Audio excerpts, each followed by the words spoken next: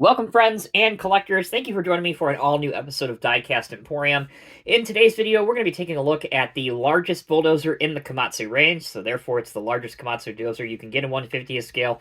It is the new for 2023 1/50 scale, first gear Komatsu D475A-8. This is the current version, the most updated version, and this model first appeared around 10 years or so ago.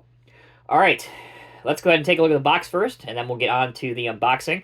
Komatsu D475A-8 1/50th scale, first gear logo. This is an adult collectible not intended in any way, shape, or form as a children's toy. Top of the box, we can see a picture of the real Komatsu D475A-8. On the back, we can see more photos, which are really more like colored in outline blueprint drawings for the dimensions of the dozer.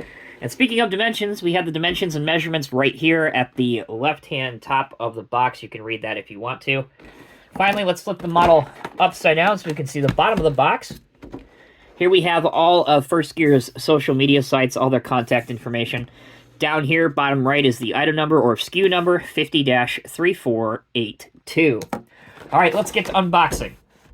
Now, unusually for Komatsu, you can see it here, you do have to do a couple tapes, cut a couple tapes. It doesn't really matter what side of the box you open. They are present on both.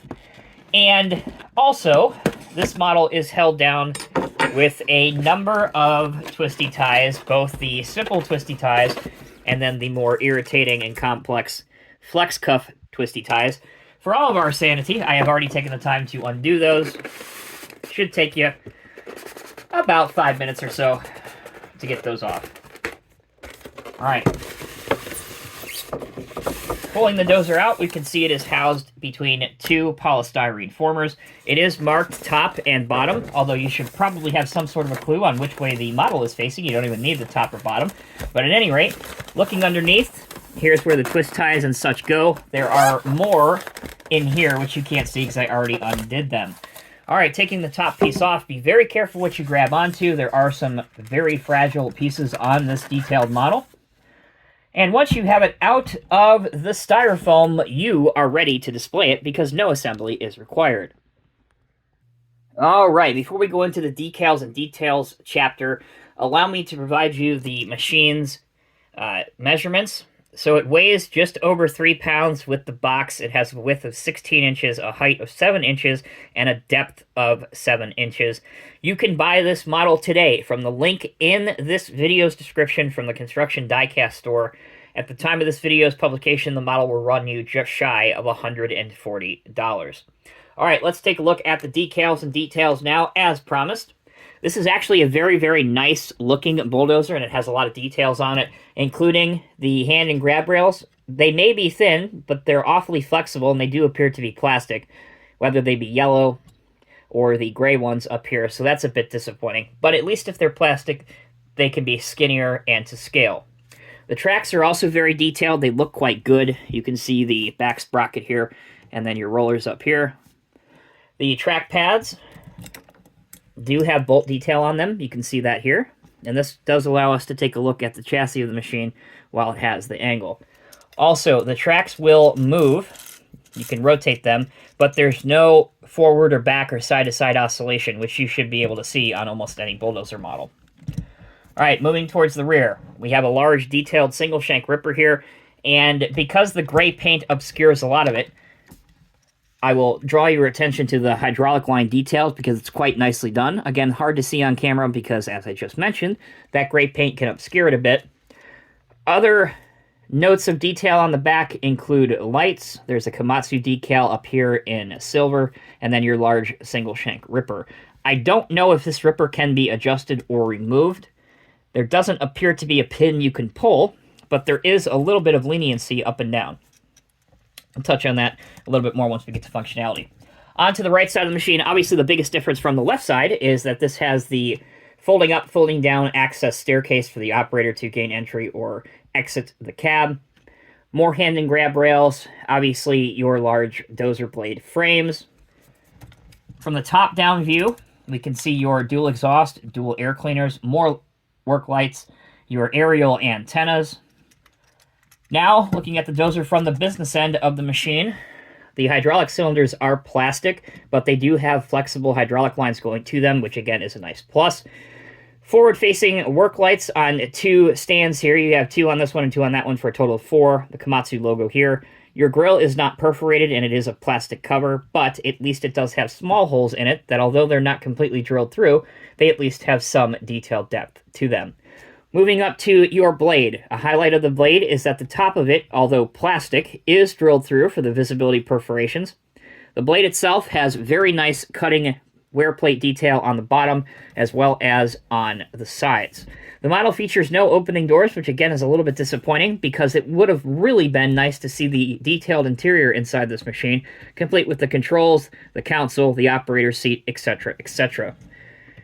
Finally, to end the video on other decals, here's Komatsu as well as the alternating blue and gray stripes that obviously are the hallmark of Komatsu machines. And inside, you can clearly make out D475A. All right, that's the decals and details. Let's pause momentarily. When we'll come back, we'll put the dozer through its paces and check out the functionality. Welcome back, everyone. Thank you for sticking with me. Unusually, let's start off the functionality test by looking at the rear of the dozer. I mentioned there's a little bit of play in the ripper tooth, but again, I don't know if that is adjustable. You can lower the entire ripper mechanism down, and you can angle it out, as seen here. And it is sufficient enough that if you wanted to, you can lift the whole bottom portion of the rear of the tractor off the ground where the tracks will be wheels free. That's a nice touch. We'll raise that back up and out of service now. All right, like other large mining bulldozers made by manufacturers like Caterpillar, for example, you need a large access stair to gain entry into the cab. This one folds down. It isn't enough to quite touch the bottom of the ground. However, if you look at photos of the real D475A, the real access staircase in many of the photos that I saw doesn't completely touch the ground either. It's close, but there is some daylight between the bottom of the stairs and the ground. Moving that back out of the way, it does click bend right here. Let's move to the blade functionality. It does have a little bit of play left and right, which is good to see. Obviously, you can raise it up to here. That's as far as mine goes. And to scale-wise, that's pretty decent. Nothing to complain about there. One of the highlights of this bulldozer's functionality is the blade tilt angle. So let's go ahead and show you that. That is excellent. That is a lot of tilt. And that's not something you see on a lot of bulldozer models, unfortunately, because obviously that is a key functionality of bulldozers and something I'd like to see get better in the future. But on this model, at least, you can have a very aggressive tilt forward angle on your blade. All right, tilt it back. How about how low does it go, you ask? It'll go down to about there, which again is enough to lift the front part of the bulldozer off the ground, just as the rear machine with the ripper down lifts the rear of it out. All right, finally, we got to see how the tracks work. As I said before, you can make them roll by hand. You can rotate them in either direction. They seem to roll pretty freely. And if you look here, the wheels are flexible underneath. So some of your guide wheels, your road wheels, if you will, they do move up and down, which is really good to see. All right, last thing we need to do is see how this looks on a lowboy. Now, unfortunately, I don't have my tow haul lowboy here today, but that's the kind of lowboy that will be hauling this. However, I do have one of the new First Gear Peterbilt lowboy sets. Now, in the real world, again, if you had to transport this thing from point A to point B, chances are you're taking the blade off and you're removing some of the ripper or anything that might be on the back, for example. But just to show you what it may look like on a lowboy, if we can get it to cooperate here.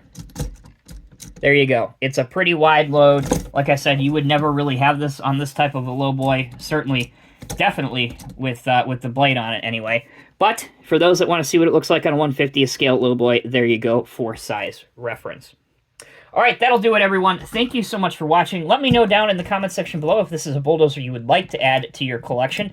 It is a beautifully presented model by First Gear. I really have to give credit where credit's due. Most of the functionality works quite well. The detail is very good. I would like to have seen opening doors, and that's a bit of a shame. And also, maybe the ability to completely remove the blade and the blade structure and frames for a transport mode. That would be really, really cool to see. And the only other thing I can point out is it might be a little bit high-priced for what you get, but then again, compare this model to prices of Caterpillar D11s at 1/50th scale, and you're right in the ballpark. Thanks again so much for watching. Until next time, take care, be well. I'll see you in the next review.